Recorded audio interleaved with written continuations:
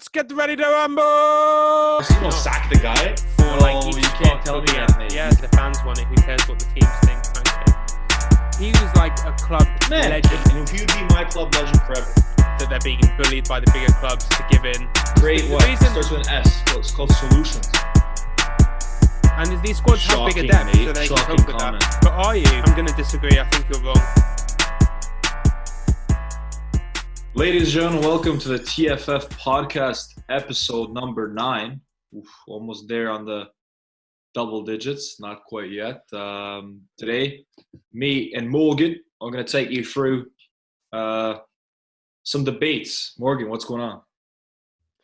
I'm good. I'm excited again for something a bit different, constantly improving what we're doing. And we've had some feedback saying people love our stuff, but they like it when we kind of go a bit back and forth rather than a discussion thing. So we're trying to keep things a bit fresh and going for the new approach, seeing how it goes. We had a few different bets on. And we did the first ever episode. $50. $50 bet. So in between there somewhere. But basically about the Champions League. And we predicted all the, the group places. And right now I'm in a heavy lead in that one. So just when you look at things. I wouldn't say heavy. You told me heavy, so. I don't remember using the word heavy. I said solid. Let's get right into it. So obviously today's theme is going to be different topics that we go and take a look at and look at both sides, obviously, of the latest news in the football world. Let's start off with an interesting one that's a lot of managers, teams, football personnel have been talking about, and it is the substitution rule change from 3 to 5. So you can start us off. What do you think about that right off the bat? What's your take on it? So yeah, it's an interesting one. So it's something they brought in last season, kind of when they started playing again after the hiatus of the season that they then finished off. They allowed 5 subs, obviously, because players weren't in full fitness, and still we're trying to get back to kind of match fitness, because obviously there's only so much you can do to stay fit, but it's different being able to play a football match for 90 minutes. And they're talking about, bringing it back this season, and we've got kind of a mixture of different views, really. You've got the big clubs obviously wanting it, and then you've got smaller clubs, some who are saying, I'm willing to be persuaded, and then the other clubs who are saying that they want no part in it, that they're being bullied by the bigger clubs to give in and agree with allowing 5 subs. Right off the bat, how I look at it, I take the perspective of that is a positive thing. Again, we realized what they did by putting it in because players were off for a few months and they had a trouble kind of getting back to full match fitness and capacity. So they brought the 5 sub rule to allow it to be a better transition. Now, why you continue even in this season? Why you kind of make a good argument is that the match congestion is not like normal seasons. They're playing not just once a week, they're playing every 4 days, you could say. And when that happens, you have to have the ability to cycle through your squad. Who's they? They're playing every 4 days. The problem, yeah, okay. So the top teams, but again, we have the FA Cup, the League Cup. We will take it obviously about the bigger teams that they have the most depth. Fair, but at the same time, that's not why the rule is implemented to for the top teams to only benefit. I think it's about a season where you have the Euros, that the league's going to end a little bit early than normal, and it started a little bit later than normal. So it makes sense that maybe you allow other factors and kind of lessen some constraints to be able to deal with that. And I think from looking at it from I think Mourinho talked about it the other day, is that he'll whatever you give him, he'll work with. He said, I'm okay with 3. I'm okay with 5. Perfect. Listen, it's a tough one to call. Whether in the future they're looking to change that completely and make it for next seasons and 5 subs, I don't know if I'm for that. Let's focus on the question. Question is, should they bring in the 5 sub rule for this season? I think hands down, yes. Makes sense given the factors of the season, late start, early end. They haven't got rid of the League Cup, FA Cup for this year. They're going to continue to run it, given all the problems. So, given the overload of games, I think you got to think about what ways can you lighten the load on players. Okay, it's a fair point, but I'm going to disagree. I think you're wrong. I think we should keep it at 3 subs. Firstly, let's think about why they brought in the rule, right? The reason was players weren't back at full fitness. So they brought in the 5 sub rule so that you can rotate a few more players in case there is some kind of tiring legs. Now, by this point, that's no longer a valid kind of reason because it's been long enough. Even though it was a shorter preseason, players, continue to keep their fitness at a certain level. They were allowed to train together. So you're able to maintain that match fitness, and you also had, preseason friendlies as well. Okay, so before you go on, Liverpool plays tomorrow in the Champions League. They play on Saturday, early kickoff against Brighton, 12:30 UK time. So, in theory, you're supposed to have at least 48-hour period, match day plus 2, to be fully, in theory recovered. Obviously, that's not objective, but that's a reference. Now, Wednesday night, Thursday, Friday, that's your 48 hours. 1 sleep, and then you have to go and play Brighton. So where's the training before the match? Where's the preparation? How does that even like make sense to anyone at a footballing person? How does that make sense? So that's why you have to allow for this season that is specifically even worse than how it was. There was still problems like this in prior seasons, but especially this season, I think you have to think about it and say, they were off for 3 months, but it doesn't mean now they're at full match fitness, because you can't be at full match fitness, 50 hours before your previous match. I would say that's wrong, because I would say fitness obviously comes down to recovery, but as long as you have a fair window of recovery, which I think that is, like having a game on a Tuesday or Wednesday and playing even on a Friday night is not unheard of in the Premier League, especially for the big clubs. That's not unheard of in another season. No. Yes. Shocking, mate. What if you're in Belarus one day? You're in Belarus, Thursday night, Belarus. Come back somehow. Snow in Belarus. You can't take off. You get in at let's say Friday midday. Then you have to play that next morning. Shocking, mate. So you have problems. What do you create? Unless the big teams, you create the what reason, it starts with an S. It's called solutions. So a solution would be five subs for this season. That's not a solution. But that's not a solution, because who's it solving the problem for? Who's it solving the problem for? Because you can't just cater everything to these big clubs. The load of the players.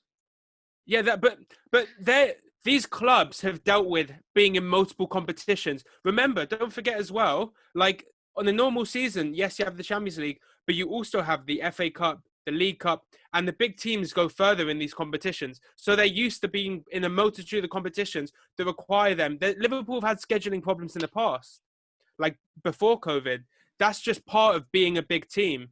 But just because they're coming off like a COVID season that was very complicated, that they did 5 subs because there was a hiatus in the middle, it doesn't give them a reason to do 5 subs this season just because the top teams are finding it a bit hard with the tighter schedule, because that's going to give them a huge benefit and advantage over the lower teams, because that's always been a factor of the Premier League, that the lower teams don't have as heavy of a schedule, and that's why they tend to have less depth in their squads, and that's why financially these clubs are allowed to spend so much money, because it's also understood that they have a lot of depth in their squad, but they need a lot of depth in their squad to be able to cope with the more rigorous schedules. It's the reality, obviously, but again, you have to create some solutions. That I wouldn't say that we should have 5 subs next year or the year after. I'm not saying that, but I'm looking at this season.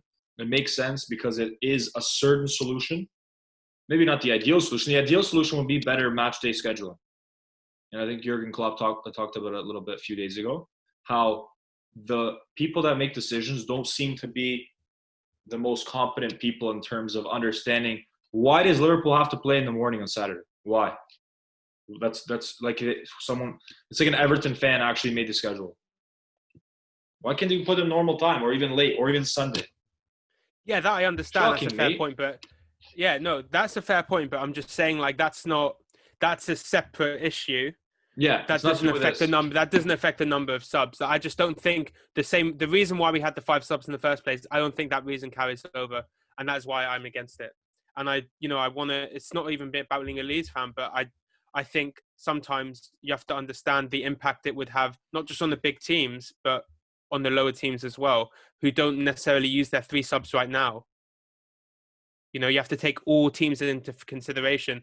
And I think the best example was at the beginning. You said they, right? You would assume that means everyone, but you were saying they as the big teams. So you talk about them in their own kind of league, but yeah, again, they're in the shared league, and it's the Premier League, and there's 20 teams in that league. In terms of the recovery of, again, if we take that 48-hour rule, pretty strong reference. I would even look at Leeds. I would look at any team there that doesn't have any other European football. They're probably still playing every 5-6 days if you run it through the whole season. So given that, there's not much time to be on the pitch and actually working at a high intensity. And I think, but then Leeds have had it where they played Aston Villa on a Friday night, and then they played Leicester City on a Monday night. That's 10 days. Like it works both ways. So that, and Bielsa only uses subs when necessary. And if every team was as fit as Leeds were, which is very high fitness levels, it wouldn't be such an issue. So sort out your fitness levels is what I would say. And these squads have bigger depth, so they can cope with that. You were okay until you said sort out your fitness levels, man. That's shocking, bro. What if you have to be in the plane for about 10% of your week? Here's how I see it. So there's no reason to have 5 subs. It's just going to hinder the lower teams and give the top teams too much of an opportunity to essentially move ahead just because to stay healthy. To don't have like. There's also no evidence. There's also no evidence. Look at Liverpool right now.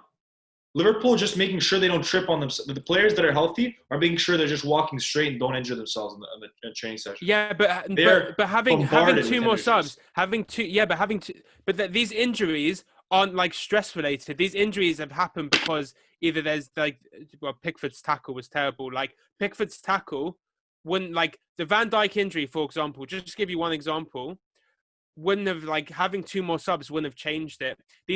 Most of these injuries that are being inflicted, almost all the injuries, are nothing to do with like the lack of subs or too much playing time. That's not the reason, and that's also why you don't need more subs. Because that's the main concern. That's the main concern. The teams that are against it are saying, show me proof that a lot of the injuries or injuries generally in football are caused from stress relation of playing too many match times and not having enough gaps between games. And show me that. There isn't the evidence for it. There must be, like, we can look to get some PhD in sports science in here and he'll set things straight. But potentially. Last thing, and I think this for all British people, English people most specifically, the idea that you guys have some of the best academies in England, and that now more than ever is a chance to utilize the amazing academy that Chelsea has, amazing academy that Man City has, other Liverpool's great. It is like there's so many more.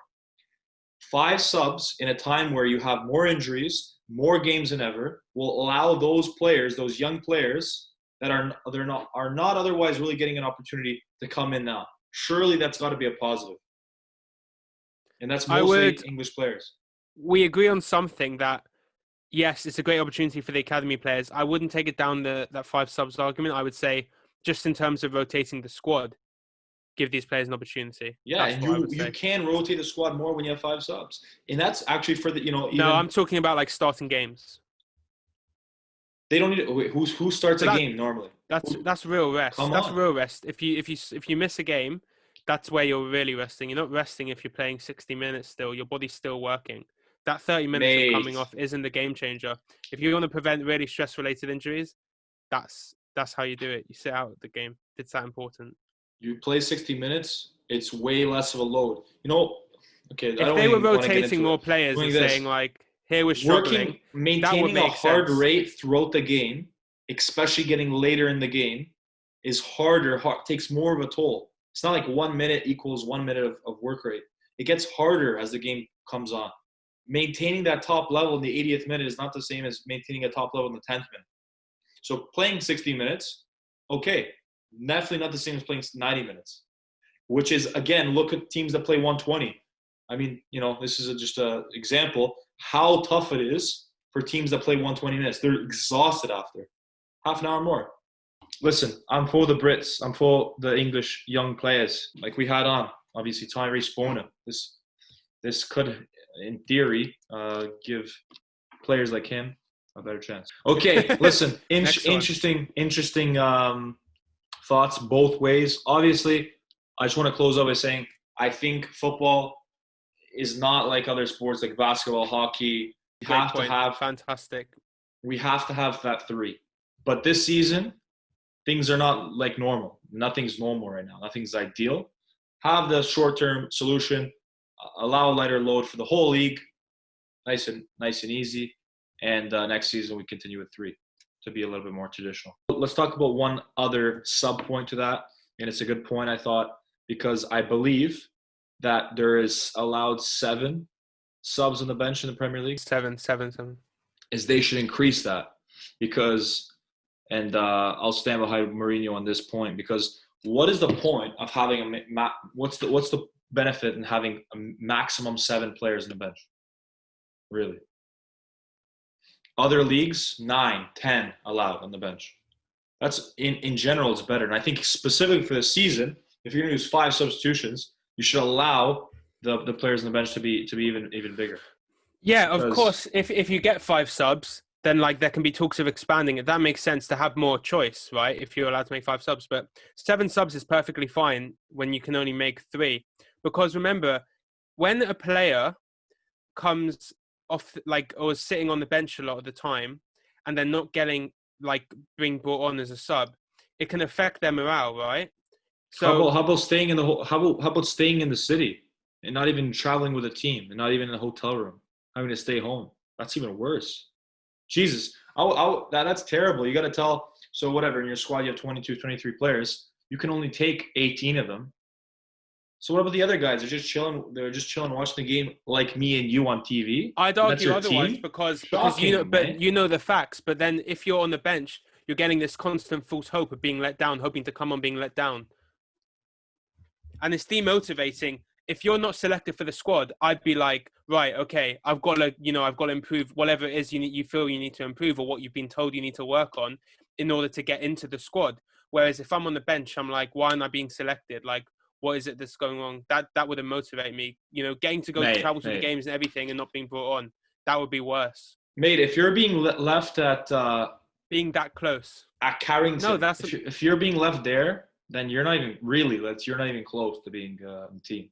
If you're there and sitting on the bench, depending on obviously the stage, so you're closer to playing in the first 11. If you're not even being called to dress for the team, to travel with the team, you're closer to make a start than someone that's sitting on the bench. Match day there, watching. But are you? Okay, just sure. But this is the point. This is the point. If you have more subs, are you closer? If you're allowed 10 subs and they bring an extra 3, are you any closer than you were if you're at home? No, you're not closer. You just get to come to the game and get left out and not being brought on. You can watch it on TV. Rubbish. Shocking comments from you, man. Shocking from you today. Yeah, from you as well.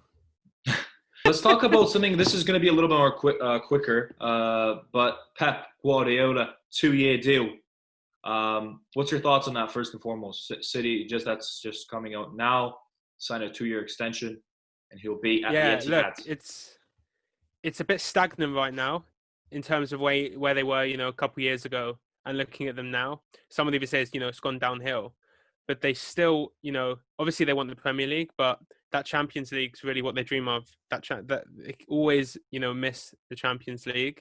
So, I respect them giving Pep some more time, saying, you've been here a while now, the players, the squad, keep going, keep working at it. And we believe in you. That's a way of them saying, we believe in you to, bring the success we're looking for in the form of, Premier League, more importantly, Champions League and the actual trophy, over the next couple of years. So I like to see it. But they're also saying, it's a 2-year deal. That's quite a small deal for a manager when you think about it. So they're saying, like, we believe in you, but you haven't got forever. Like TikTok, the clock's running. We're giving you all these players. We want you to do something with it. Yeah, you took like a good point there. That's what I was going to bring up, is that a 2-year deal makes, shows that they're not totally convinced in terms of, giving him a 4 or 5 year deal, which he probably would have loved. I don't think, honestly, I don't think he wants to be there in 4 or 5 years. I don't really see that. Do you think it was a mutual agreement then? Well, think about it. If I'm Pep, I'm going to go for as long a deal as possible. And then, if things go downhill, they still got to pay him for 4 or 5 years. But I think once he wins that Champions League, he might think about moving on. But again, let's talk about Pep from a City point of view. And I honestly think at this point he's unsackable right now, and he will be for the next few years because of what he's done. He's brought, he's changed the way City plays. Obviously, last season they weren't even close to winning it. They weren't even close. Unfortunate in the Champions League, which they can't seem to nick. This season, not a great start. Not a great start at all. You want to maybe look at what is their priority. Obviously, I think you mentioned it there as well, that they'll be looking to succeed in both competitions. But looking at from Pep's position, he's already won two Premier League titles. But I don't think you get rid of Pep simply because who is going to come in there and do a better job than Pep? There's great coaches out there, but we're talking about the best. Should they have got the deal? Sure, he should have. You don't sack the guy. You don't sack a coach that's won you. Like, let's talk about Leicester. Leicester wins the Premier League. Exactly. Well, that and was they my sack point. Ranieri. Shocking. There's no loyalty in football. And you look at Man City, look at Chelsea. For those people, absolutely. Talia talked about it, like Watford are ruthless, but like Chelsea, Chelsea are ruthless with their managers. Man but City, it works for them too. Chelsea are not a club with any kind of values and stuff. They're just like, okay, let's get the results next day. Let's get results next day. Like, they have values. You have to have some values in terms of how my club basically forced out Wenger. Now it's a tough one because Wenger basically tanked for like 15 years, maybe a little bit less. But so he kind of a little bit overstayed his welcome. But weird. Well, no, Wenger's but he's a club legend. It's a different like. He was like a club legend. If you're a Leicester supporter, and you won a Premier League that you probably should never have won, I would be having a massive picture of Claudio Ranieri statue in my bedroom. Yeah, it would be there, and he would be my club legend forever. If I'm Leicester. Well, yeah, I mean, you look at Bielsa, like they're talking about getting a statue for him, and he just got Leeds into the Premier League. So no, I completely agree with what you're saying, but I'm saying like, okay, Ranieri is different because of what he achieved. If you look at what Wenger achieved and how long he was there, you can't compare that to the likes of if Guardiola won the Champions League and the Premier League, did a double in a season, then I'm like, hold on a second, you've got an argument there. But he's won the Premier League and he's won cups, but that's something they'd already done that before. That was my whole point. But it's interesting. Top team, man. 100 over 100 points in a season, man. Unbelievable. Yeah, that was class. But how meaningful was each point? That's the thing. Do you know what I mean? I'm not sure about this new contract because, it's been quite a few years now. Obviously, last season wasn't a great season in terms of you look how far behind they were from Liverpool. But points-wise, not bad, like 80 points like that. If they had that season this season, that could win them the league potentially. I believe it will. You think it's closer to 85, but I think 80 could win the league this year. But the thing is, Pep's won Premier League titles, he's won League Cups, but that's all been done before. They won Premier League titles before Pep came in. Why did they bring him in? Because he's one of the best managers in Europe. What's the furthest they've got in the Champions League? Quarters. Quarterfinals Close, against, but yeah. well, there's no close in like in those competitions. Quarterfinals yes for or a no? team like City is, I think Applewell got there. Applewell from Cyprus, so Yeah, shocking. Yeah. it's not great. So I'm not sure that you necessarily commit to this contract. I don't know if it was the best idea. And you look at who's on the market. You know, who's actually Yeah, on the who do you bring market. in, man? Obviously, you've got some good managers around.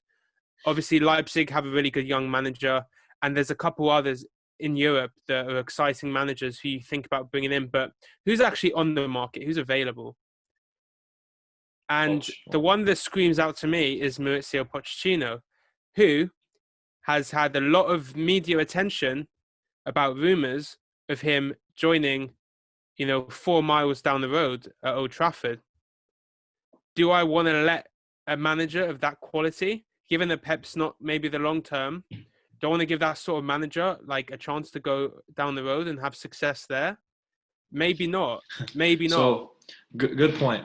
I think Poch is a great manager. But when you talk about success, how many Premier Leagues has Poch won with his time at Tottenham? Okay, but Zero. let's think Champions about League 0. So, yeah, he's a great let's manager, think but you about have Pep Guardiola, man. You have let's no, think like, about. But hold on. Let's think about like Poch's journey here, right? He took Southampton, good side, and improved them a lot, made them a much better quality side. And I think the infrastructure he set up is still prevalent now, right? Then he moves on to Tottenham. He comes in, okay club, a lot of potential. But you look at what he did for the club, the way he changed them from being like, a side where, maybe on a good season getting into, Europa, to a team that actually was constantly competing for the Champions League places and got to a Champions League final.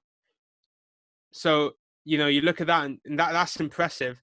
And it's exactly what they needed given the team's plans out off the pitch to, go into a new big stadium. You can't back going into a stadium like that, the amount of money it costs, the amount of time it took to build, if you're not a top side in Europe.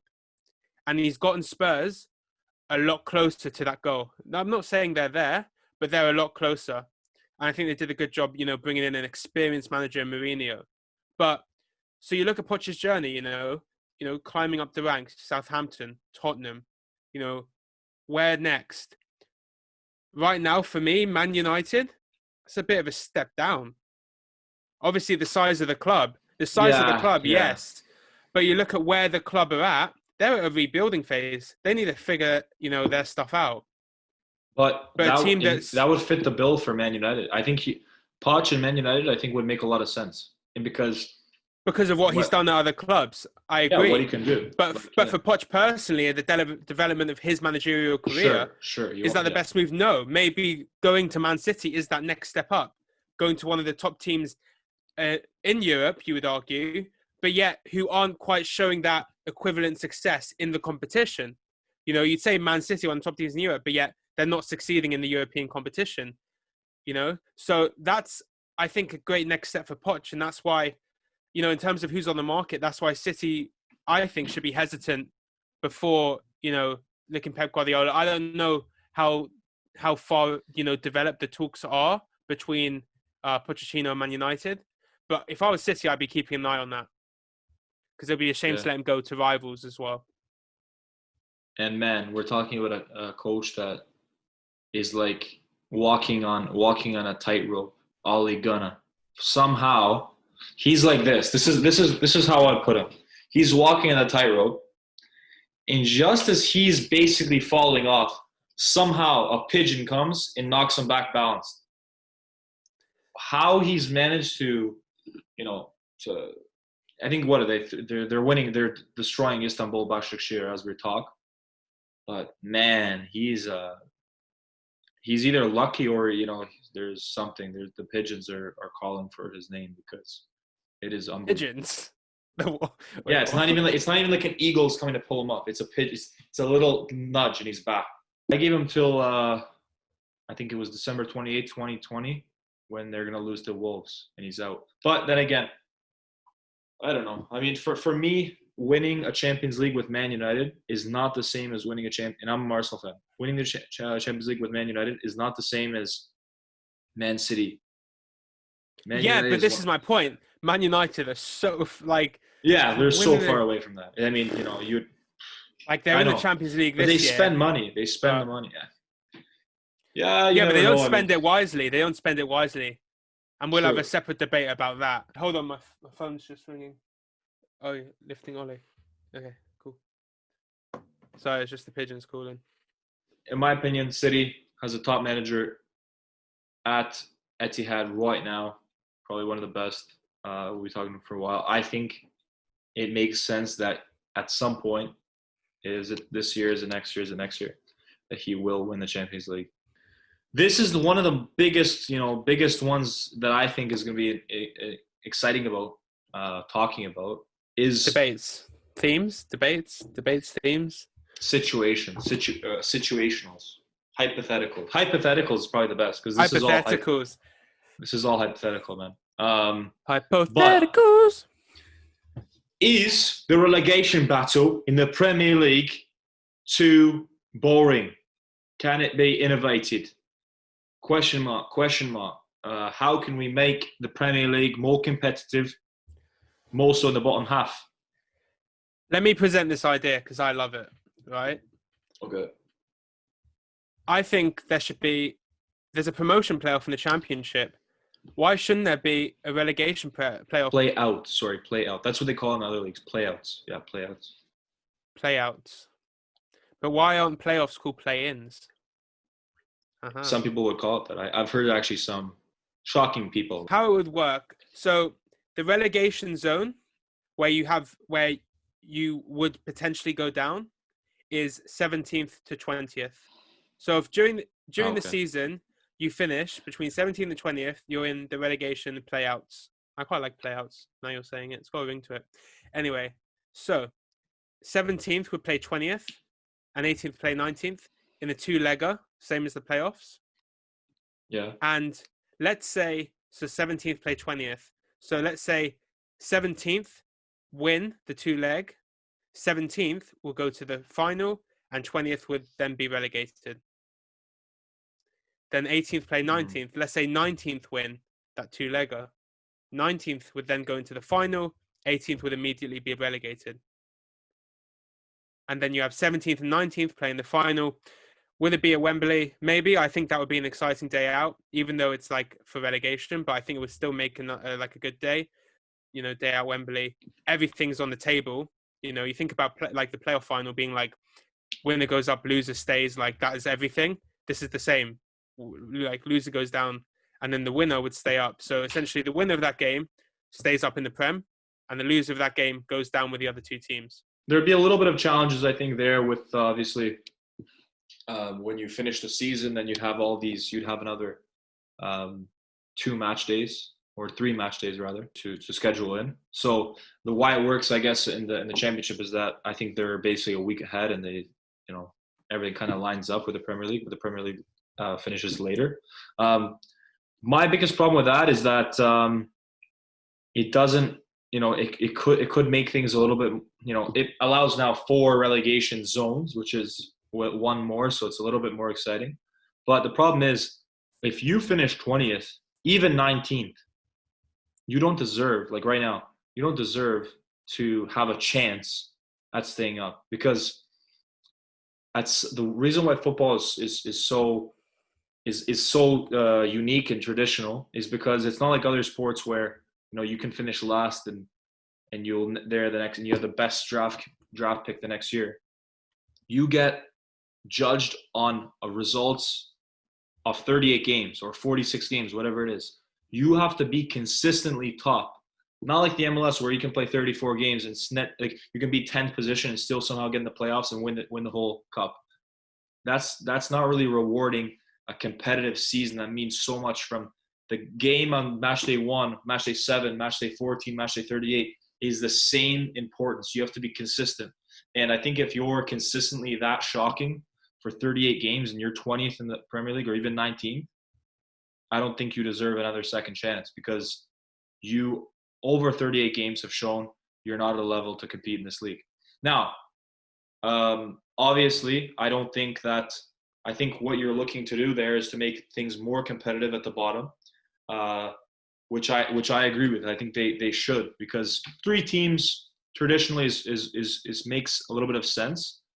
And I think a lot of the Premier League teams wouldn't want to increase that, obviously, because it doesn't make sense. Obviously, they want to be in the Premier League, especially because I think they're getting rid of those parachute payments. In the words of Jovan, I'll respond with a question.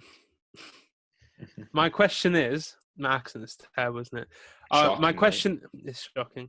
For half Canadian, it's shocking. Yeah, I mean, it's not like I've got like half the accent. Like, it's just like blood. Zero accent. Yeah. My question is, so you say about like 20th being like, so far, what if a really rubbish 20th team has the chance to stay up? Well, I ask this: what if, like last season, there were 3 teams at the top of the championship, but only obviously 2 go up, and Brentford got left behind. Now, I don't know what the exact gap was between 3rd and 6th, but it was, it's a reasonable gap. But let's say, like, just in a hypothetical example, there's a super substantial gap, like 20 points. Because let's say, like, third are really close to 1st and 2nd, and they're in the league of their own. Kind of 4th and 5th are battling it out. And you've got a huge list of teams between, like, 6th and 12th, all really tight, and one of them just sneaks in at the end of the season.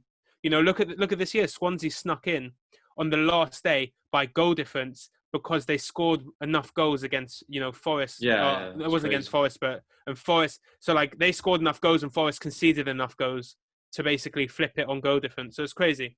So they just snuck in on the final day by not by points, by goal difference, which had a combination of factors of one team conceding enough goals and that team scoring enough goals. So both had to happen. So, I mean, by the tiniest of margins snuck in, they had an equal chance of going up as Brentford did. Yeah. So it's the same argument, We're talking. Do they equally deserve to go up, as much as Brentford? No, of course not. But that's how the playoffs work. So this would be the same thing that, yeah, okay, 20th would have a chance and they've been rubbish all season, but that's just how it would work. And then also I'd argue that by saying Brentford won, against Swansea in the playoffs. So when you look at the chances of 20th beating that 17th team over 2 legs, it would never happen. If they're that bad, it's never really going to happen. You never know, man. You never know. If a team has their head down the whole season, they're like, okay, 1 game you play, or even if it's a home and away, and you can just redeem those 38 games that you were played shocking in. You never know. But any argument you make, you could say the same thing. Like, what if Swansea beat Brentford? Like, they were in the the battle for the top 2 all season, and then those 2 legs they screwed it up to a team that just snuck in. It's just how football is. It's really exciting. And then also on top of that, it would be extra, huge revenue for the Premier League because people would watch that. People would tune in. And you think about like getting fans packed into Wembley Stadium. It's another event for Wembley to put on.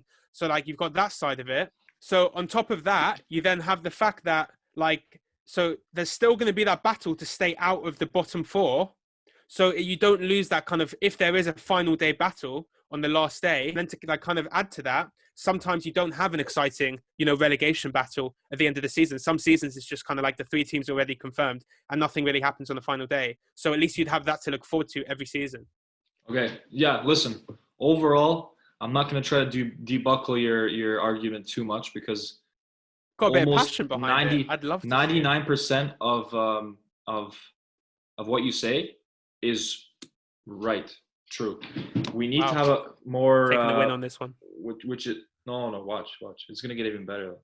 So let's go all the way back because you're talking there for quite a bit. You were talking about the Swansea thing. We're talking about that now. We remember it. It's an amazing story. Okay, so those are positive things. If it was a shocking result, like another week, we wouldn't even remember it. We remembered that. So you want more of those things. Now, we're gonna create that. We're talking about Brentford that was 3rd. We're not talking about who was first last year. It was Leeds United. Obviously, Leeds. Shocking for me. It's not like Leeds then were like, okay, you've been the best the whole season, but here's a chance you're going to play out one off against Swansea. No, you cannot do that because those are deserved. You deservedly you're going up. And deservedly at 20th or 19th, just like how first, second deservedly go up, it's non-negotiables. You've shown over 46 games, you're shocking. You've shown over 40 or your quality. So here's the thing where I agree with you is that we need to make the relegation zone more competitive. Look at the top of the Premier League.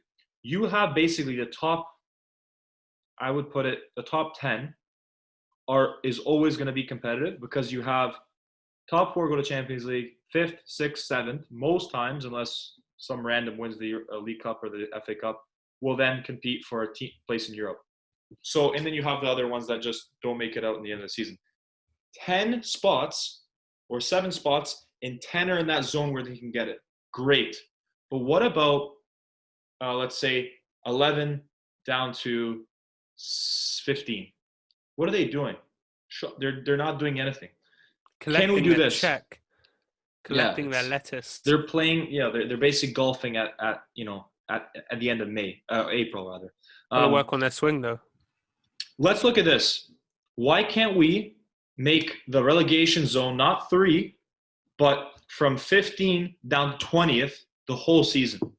Now, I don't have a problem with 3 teams going down, 3 teams going up. I think that's okay financially. What it would mean for the clubs to have 4 teams, you don't really. I mean, it could be an argument, but I wouldn't do it. It's a relegation zone, just like the promotion zone, you could call it. In the championship is 6 teams. That's the promotion zone, I guess you'd call it. So okay. It would be the same. A relegation zone, almost exactly the same. Basically just a mirror. 19th and 20th deservedly go down. Switch spots with first and second in the championship. Now we have that play out that can be wherever you want it to be. 15th plays 18th, and the loser goes to the play out final, which is not what you want to be. 16th plays 17th. The winner, safe, perfect, joins the other semifinal winner. They're safe. The 2 losers go to the final. Now, in that final, that's probably the worst final you ever want to be in because the loser then goes down to the championship. They take the place of the Wembley winner that wins the playoff in the championship. So it's similar. I don't think we should increase the amount of teams going down or the teams going up, but I think you should increase the zone in the, I guess you could call it the eligibility to be in one of those terrible places as much as possible. Now we talk about this. A team like that's in 15th that maybe was 13th and lost on the last day of the season and finished 15th. And somehow they lose it. They go down. It's not ideal, but we'll maybe be talking about that. And I think that's a bit better than a team at 20th somehow, takes the place. Whereas you now could flip it either way, though. You should say, should a team that's 20th have the opportunity to stay up? Should a team that finishes 15th have to be in the running to potentially go down? That's how you flip it. Who plays football to finish 15th? No one plays football to finish 15th, but you finished 5 spots above the bottom. That's usually enough to keep you safe. 6 That's spots why with mine you just 6 spots even. So, but the problem is that how about the team that's, you kind of just talked about it before in your previous one, that about Swansea, how they just got to 6th in the championship. I think I like that from 3rd to 6th they all have an equal shot because it's a knockout football. But you don't go like the whole situation with the playoffs in North America here and just make it okay from first. It's shocking. I don't even want to get into it, but 10 teams of 15 have a chance to win the whole thing. No, but you just allow that little pocket, and I think what it would allow is, this is the point of the argument, from 11th to 15th. Suddenly, when you're 11th, you're not safe in April. You're not, because you have to keep making sure you get points, so you don't fall in that 15th. Depends. You don't want to be there. Yeah, and I mean, I think it wouldn't be that, because you typically see, that 40-point mark being that mid-table.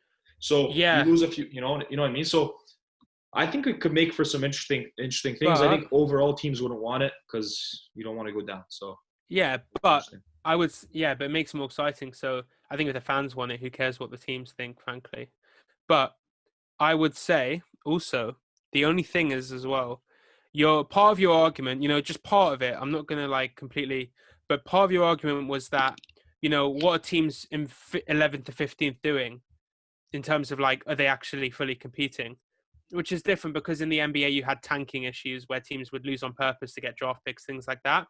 But the thing is, every single place in the Premier League has significant financial implications. Like, so teams are constantly playing for like No, each you can't spot tell till me the that, end. mate. You Yes, can't. I yes. know that's objectively true, but do you watch football in April and May?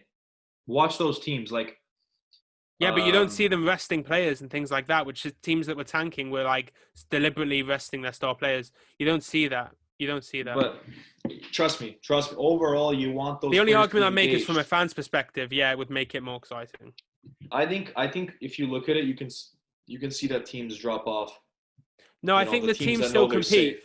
The teams still compete, but like if you're a fan, you're like, oh, it's like 12th versus like 15th. Like that's not very exciting. I'm not going to watch it. It'd be good for I think the TV companies because then the fans would be like, oh, it's 12th versus 15th. If That's 12th lose huge. this, they slide back into the relegation. So I make that argument, but I don't think it affects the actual competition between the players and the teams. But for fans' perspective, more exciting, which is the whole point of this. So I kind of agree reasonably with you as well.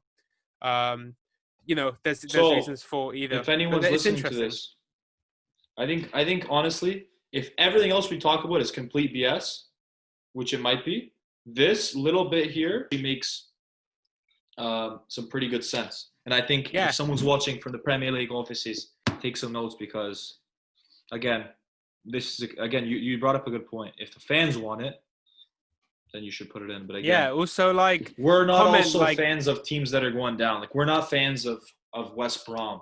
If we're fans, like I mean, we're not. But again, maybe you would want it because if you're going to be that 18th position, you still have a chance. Like if you're in those playouts, you have a 3 to 4 chance of staying up. So you have a and also pretty if you're good chance of 19th and staying up. 20th, you may be too far from 17th, but you might be in touching 18th. distance of 18th. Exactly. True. So maybe I just proved myself wrong there. So it could be great for everyone. We have basically innovated the Premier League and with its play-out system. Think we got to talk about it because look at other leagues around the world. Poland, I'm not sure if could be wrong. Romania, Serbia, how they do it. Scotland has been doing it for years. How they split the league into 2 parts after 33 games. So Scottish league has 12 teams. They split the league in 2, and you play like from 7th to 12th. They play each other each one, so it's another 5 games. Same thing, and they make it very competitive, right? So you have to have that. You don't have to have that per se. I don't think it would work in the Premier League, but something innovative to keep every team playing till the last day. Well, I think that just about wraps it up. Sure does, mate. This was a boxing round. Actually, you could call it a 3-rounder. Ladies and gentlemen, the new manager of Manchester City, Mauricio Pochettino. Let's get ready to rumble. Listen. We've tried something new. We want to hear your thoughts. Please just write something in the comments when you're watching this video. Write something. Just DM us on Instagram at TFF Media. Make sure you follow us. Subscribe to the channel. There's going to be way more of these debates. So if you enjoy them, subscribe. Next time we come to you, we'll be at double digits. We're happy with digits, yeah. We've got some guests coming. Next guest, Stefan Mitrovic. He's going to be the next top star, amazing story, playing in the Serbian League 1 Super League. So yeah, we'll talk about this. Also, he has no relation to the Premier League club Alexander Mitrovic. Just to clear that up. But anyways, we'll talk to you guys later. Great episode. See you later.